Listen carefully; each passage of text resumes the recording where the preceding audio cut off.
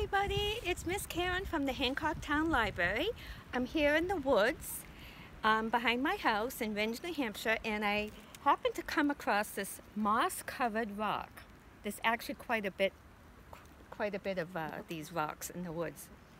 And it reminded me of a story about a moss-covered rock that I read several years ago, and so I'm going to read the book to you today. I think I'll sit on this rock. It's very cushiony. The book is called Anansi and the Moss-Covered Rock, retold by Eric A. Kimmel, illustrated by Janet Stevens. And before I read the story, Anansi is a spider, and he is a character in many folk tales from Africa. And he always, he likes to trick people and play tricks on people, and he's full of mischief. So that's Anansi right there. And here is the moss-covered rock.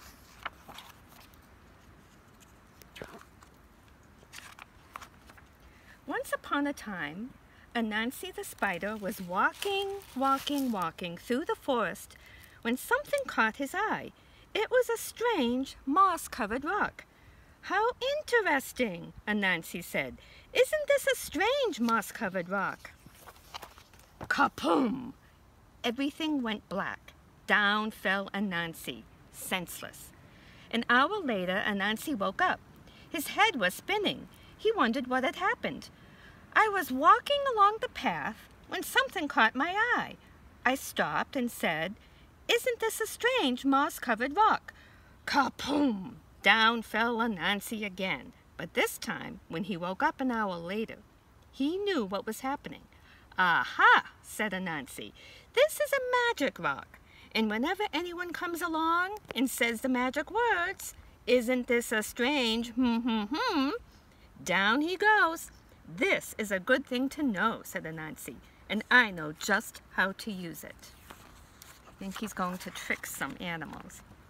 So Anansi went walking through the forest until he came to Lion's house. Lion was sitting on his porch. At his feet was a great pile of yams. Anansi loved yams, but he was too lazy to dig them up himself. Anansi said to Lion, "Hello, Lion, it is very hot today, don't you think so?" "Oh, yes, Anansi," said Lion, "it is terribly hot." "I am going for a walk in the cool forest," said Anansi. "Would you like to come?" "I certainly would," said Lion. So Lion and Anansi went walking through the forest. After a while, Anansi led Lion to a certain place. "Lion, do you see what I see?" "Oh, yes, Anansi," said Lion. "Isn't this a strange moss-covered rock?" Kaboom! Down fell Lion. Anansi ran back to Lion's house and made off with Lion's yams. An hour later, Lion woke up. His head was spinning. Anansi was nowhere in sight. And when he got home, he found that every single one of his yams was gone. Lion was very sad. But Anansi was very happy. He couldn't wait to play his trick again. Once more, Anansi went walking through the forest. This time he stopped at Elephant's house. Elephant was sitting on his porch. At Elephant's feet was a great pile of bananas. Anansi loved bananas, but he was too lazy to pick them himself. So he said to Elephant, "Hello, Elephant, isn't it hot today?" "Oh, it is," Elephant agreed. "I am going for a walk in the cool forest," Anansi said. "Would you like to come?"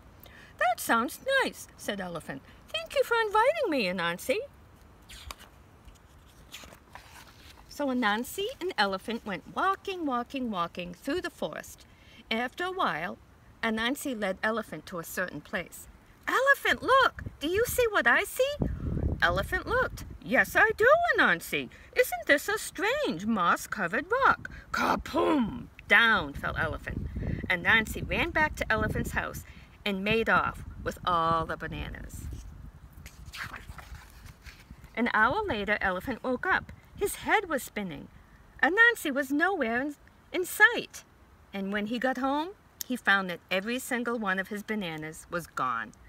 Elephant was very sad. But Anansi was very happy. He couldn't wait to play his trick again. He played it on rhinoceros and hippopotamus. He played it on giraffe and zebra. He played it on every single animal in the forest. But all this time, watching from behind the leaves was little bush deer. Little bush deer is small and shy and very hard to see. She watched Anansi play his wicked trick again and again on all the other animals. Little bush deer decided it was time for Anansi to learn a lesson. So little bush deer went deep into the forest to where the coconut trees grow. She climbed a coconut tree and threw down a great many coconuts. She carried the coconuts home in a basket and set them on her porch. And then she sat down beside them to wait. In a little while, along came Anansi. Anansi's eyes lit up when he saw little bush deer's coconuts. Anansi loved coconuts. He loved to eat the tender white coconut meat and drink the sweet coconut milk inside. But he was much too lazy to gather coconuts himself. Instead, he said, "Hello, little bush deer. It is so hot today." Little bush deer smiled. "It is very hot, Anansi. I am going for a walk in the cool forest. Would you like to come?" "Yes, I would," said little bush deer. So Anansi and little bush deer went walking in the cool forest. After a while, Anansi led little bush deer to a certain place. "Little bush deer, look over there. Do you see what I see?"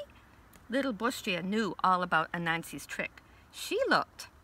"No, Anansi, I don't see anything." "You must see it. Look very carefully." Little bush deer looked. "No, I still don't see anything," she said. Anansi began to get angry. "You must see it. Look over here. Look right where I'm pointing. Do you see it now?" "No, Anansi," said little bush deer. Anansi stamped his legs. "You see it. You just don't want to say it." "Say what?" said little bush deer. "You know." "Is that what I'm supposed to say?" "Yes," said Anansi. "All right then, I will say it to make you happy. You know," said little bush deer. "There, I said it. Are you satisfied?" "No," Anansi shouted. "You're not supposed to say you know." "What am I supposed to say?" "You're supposed to say, 'Isn't this a strange moss-covered rock?'" Kapoom! Down fell Anansi. Little bush deer ran and got all the other animals. Together, they went to Anansi's house and took back all the good things he had stolen from them. An hour later, Anansi woke up. His head was spinning. Little bush deer was nowhere in sight. And when he got home, he found his house as empty as it was before. But if you think Anansi learned his lesson, you're mistaken, because he's still playing tricks to this very day. The end. Thank you for listening, and I hope you got outside and enjoyed this beautiful weather.